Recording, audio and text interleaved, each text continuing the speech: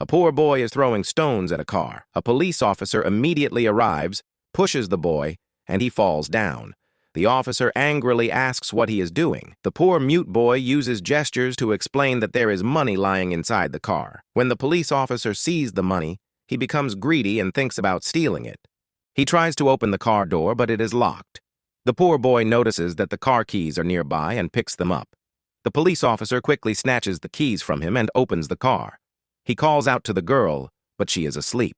The officer secretly takes some money and hides it in his jacket. The mute boy pushes the officer from behind and tries to wake the girl, but the officer pulls him back and handcuffs him, accusing him of theft.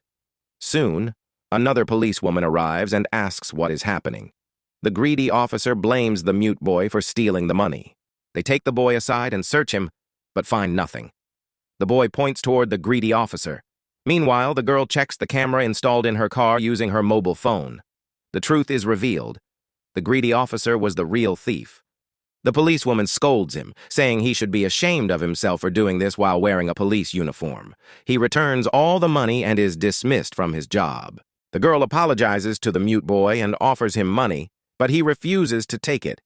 She gives him her ID card and tells him he can come to her if he ever needs anything. As she is about to leave, the boy says, "Wait."